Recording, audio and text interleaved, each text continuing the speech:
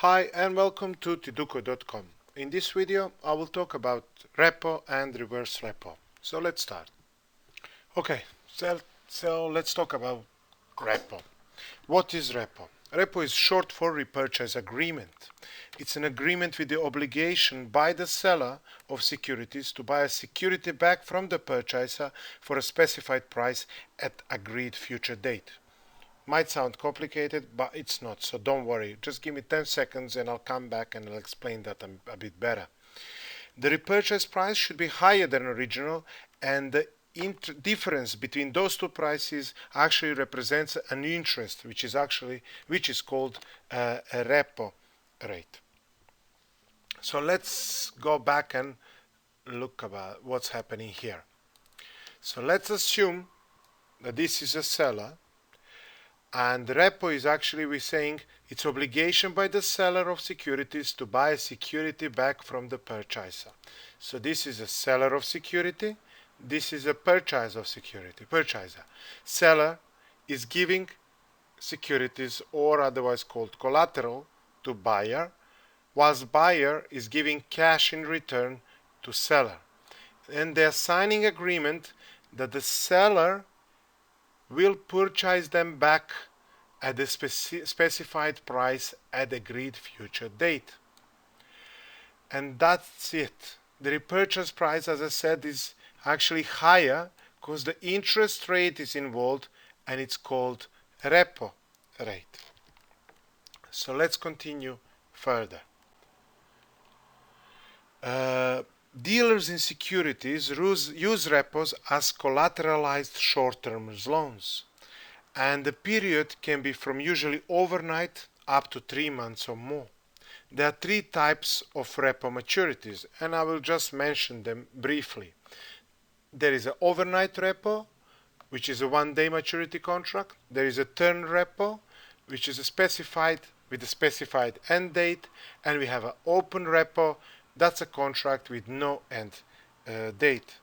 Any security can be used as a collateral, but ideally only highly liquid ones should be used, and they are obviously the best ones, such as treasury bills or government bonds and etc.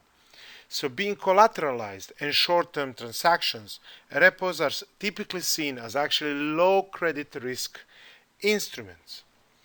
So now let's move on to reverse repo and just keep open-minded.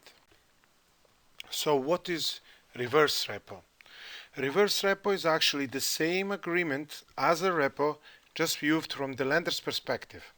It's a purchase of securities with an obligation to resell them at a greater price at a specific future date. The party that is selling securities is doing a repo, and the party that is buying securities is doing a reverse repo. And if it might sound confusing, but let's go back and discuss this. So here we have party that is purchasing securities, and this party is obligated to actually resell them back to borrower of or seller of the securities at a specific date for the specific price. So it's actually, you can see there is the same thing as repo, just it's a contract which is actually explaining what the purchaser is going to do. And therefore there is not much more to say about the reverse repo, but I will continue explaining why it's actually called, and I will give you example of reverse repo. So the end date, actually the party purchasing the collateral is doing a reverse repo because the collateral is being reversed into its balance sheet.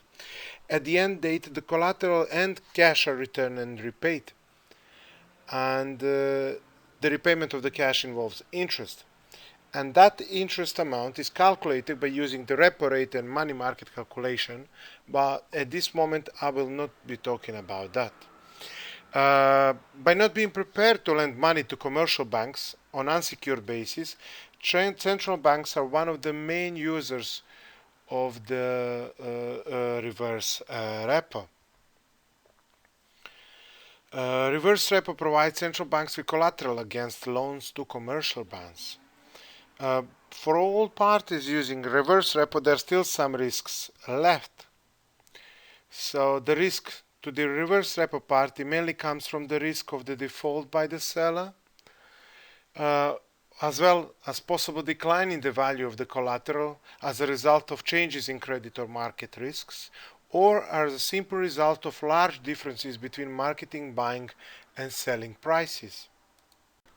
In order to protect themselves, the repo party, usually requires the market value of the collateral to be higher than the value of the cash involved.